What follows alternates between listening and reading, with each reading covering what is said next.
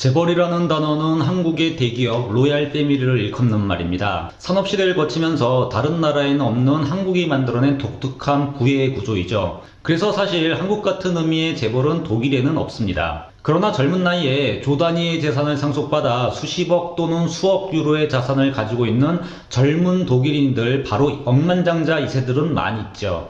독일에 이은 밀려되어 조 단위의 부자들의 특징은 말씀드린 대로 상속받은 자들입니다. 이상하게도 독일이라는 나라가 스타트업의 박한 나라가 아닌데요. 셀프메이드 밀리오데어, 즉 자수성가해서 조 단위의 부자에 오른 사람들이 별로 없다는 것이 특징입니다. 젊은 사람들 중 슈퍼리치는 대부분 상속받은 사람들이죠. 그런데 이들 독일 재벌 2세의 근황을 아는 사람들이 별로 없다는 것이 특징입니다. 거의 숨어 살고 있고 기자들이 아무리 접근을 해도 인터뷰도 안 하죠.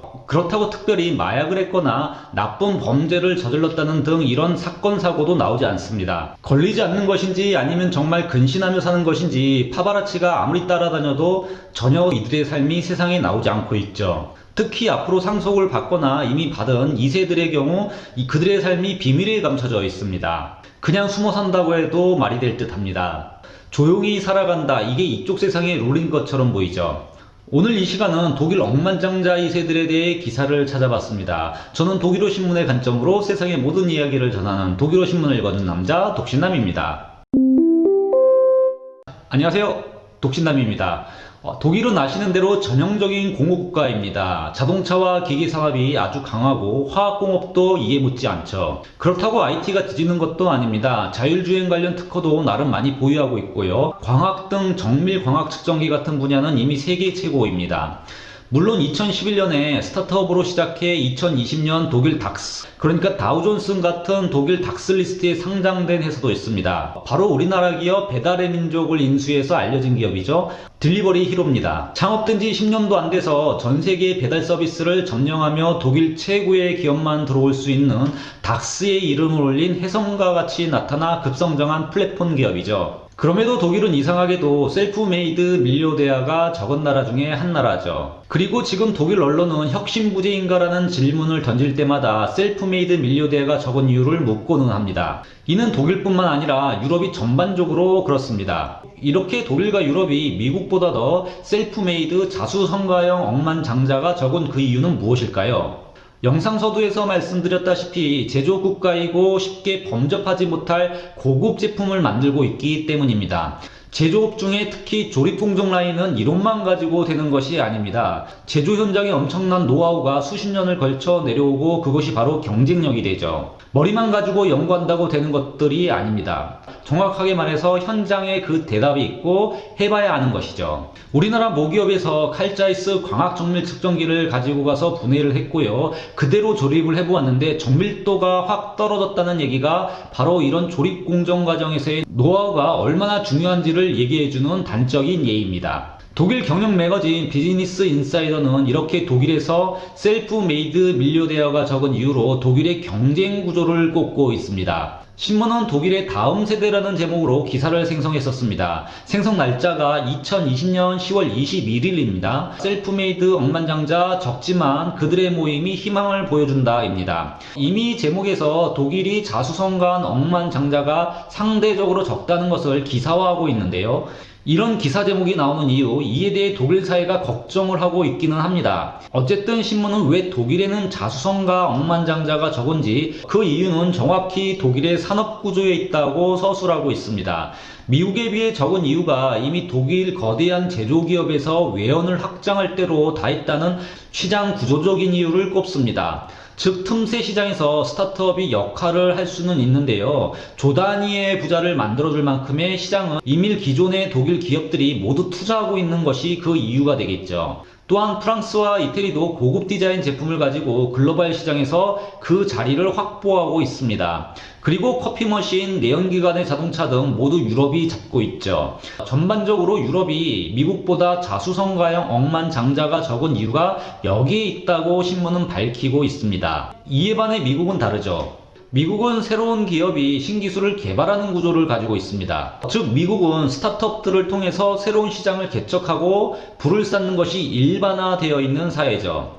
그러니 혁신적인 사회라고 부릅니다. 신문은 미국 버클리 대학 엠마누엘 셰츠 교수의 말을 인용하며 미국과 유럽의 시장 구조에 따른 투자 패턴의 셀프메이드 밀리오데어가 미국에서 더 많이 나오는 이유를 설명하고 있습니다. 독일과 유럽은 이런 점에서 보면 우리 한국의 부자들과 약간은 비슷한 점이 있습니다. 즉 이렇게 새로 부자가 된 사람들보다 부의 주류가 상속에 의해 유지되고 있는 점이죠. 물론 이제 4차 산업혁명으로 새로운 시장이 많이 열릴 것이기 때문에 향후 20-30년 이런 구조도 곧 바뀔 수 있다고 보여지긴 합니다. 그런데 독일에서 젊은 나이에 상속을 받은 사람들이 있습니다. 부모님이 현재 살아계시고 여전히 경영일선에 있음에도 불구하고 상속을 받아서 조 단위의 부자가 된 사람들이 있죠. 그중 대표적인 사람들이 바로 독일 20대 최고 부자 리자 드렉슬마이어와 엘리자베트 포트뱅글러입니다. 이 두 명의 여성은 이미 슈퍼리치의 반열에 올라 있는 사람들이죠. 리자 드렉슬마이어는 어쩌면 자동차 분야에 계신 분들은 그 사람이 아닌가 하고 아실 수도 있습니다. 바로 가족회사로 세계 최고 자동차 부품 회사이기도 한 바로 드렉슬러 마이어사의 상속녀입니다. 현재 28세의 나이로 지금 CEO로서 회사를 경영하고 있죠. 물론 그녀의 아버지가 여전히 같이 경영을 돕고 있습니다. 아버지가 일선에 서 있으면서 자녀에게 미리 회사 경영까지 맡기고 있는 셈이죠. 그녀는 현재 독일에서 두 번째로 돈이 많은 20대 부자입니다. 웃긴 건 그녀에 대해 아는 사람이 별로 없다는 사실입니다. 조용히 일만 하죠. 그래서 자동차 산업 분야 외에서는 그녀를 아는 사람이 거의 없습니다. 드렉슬러마이어 이 회사는 60년 동안 아우디, BMW, 벤츠 등 부품을 납품해 오고 있고요. 이미 시대의 변화를 잘 읽어 전기자동차 부품에서도 막강한 시장 위치를 선점하고 있는 기업입니다. 독일에서 없어서는 안 될 핵심 기업이죠. 이런 회사를 지금 28세 한 여성이 경영을 하고 있는 겁니다. 그녀는 아직까지 자신을 외부로 절대 노출시키지 않고 있으며 그녀가 어떤 사람인지 아는 것은 그녀의 가족, 회사 주변 사람, 그리고 협력사들 뿐입니다. 언론에도 등장을 하지 않고 있죠. 독일 최고의 20대 부자는 독일 미디어 기업 브루다의 상속녀 리자 포우입니다. 그런데 그녀의 본명은 엘자베트 포뱅글러죠. 바로 포트뱅글러 가족의 상속녀인 겁니다. 이 미디어 그룹은 독일 포커스, 분태 등 600개 이상의 여러 매체를 가지고 있는 독일을 대표하는 미디어 그룹입니다. 포브스는 그녀의 자산을 12억 유로 하나로 1.6조 정도 추정하고 있으며 현재 기업의 3분의 1의 주식을 소유하고 있습니다.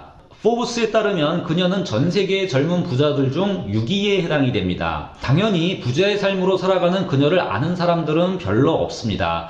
그녀는 회사를 경영하고 있지는 않고요. 그녀는 음악인으로서 그리고 음악 프로듀서로서 활동을 하고 있는 사람입니다. 조깅복과 스니커즈 신발을 즐겨 신고 거의 모든 시간을 스튜디오에서 보내고 있다고 신문은 밝히고 있습니다. 부를 누리거나 과시한 행동은 한 번도 노출된 적이 없죠. 오로지 자기 음악만 할 뿐입니다. 비즈니스 인사이더 매체는 당연히 두 명의 슈퍼리치에게 인터뷰 신청을 했지만요, 퇴짜를 맞았습니다. 이는 다른 상속자들도 마찬가지입니다. 그냥 이 사회의 룰처럼 돼버렸죠. 기업 관계자는 이에 대해 공인으로서 보이기 싫다는 이유라고 말을 하고 있습니다. 그러니까 이 기사를 통해서 독일의 재벌 2세들은 공인으로 외부에 노출되는 것을 대체적으로 꺼리고 있다는 사실을 알 수가 있습니다. 그런데 이렇게 조용히 숨만 쉬며 살아가는 독일의 재벌 2세들이 클럽을 만들어 활동하고 있어 주목을 받고 있습니다. 독일과 스위스에서 억만장자인 젊은 상속자들 14명이 모여서 사회적 책임을 다하기 위한 클럽을 만들었는데요.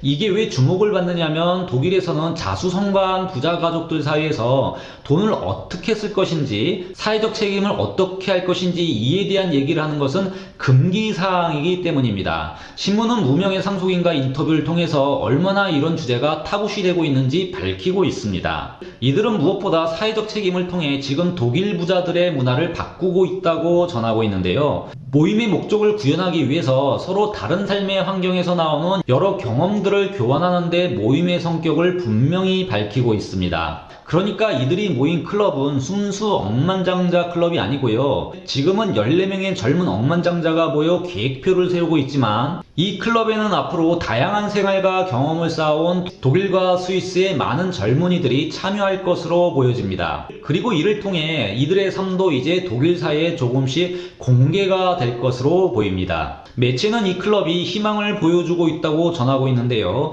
바로 이 네트워크를 통해 많은 독일의 젊은이들이 노하우를 나누면서 서로 성장해 갈 수 있다고 신문은 보고 있는 듯 합니다. 신문은 현재는 젊은이들 중 자수형가형 억만장자가 독일에서는 적지만 바이오 테크놀로지 분야와 의학산업에서 곧 셀프메이드 억만장자가 나올 것이라는 독일 투자청의 바크 위원의 인터뷰를 전하고 있습니다. 또한 많은 여성들이 스타트업에서 희망을 주고 있다고 설명도 하고 있죠. 지금까지 독일어 신문의 관점으로 세상의 모든 이야기를 전하는 독일어 신문을 읽어준 남자 독신남이었습니다.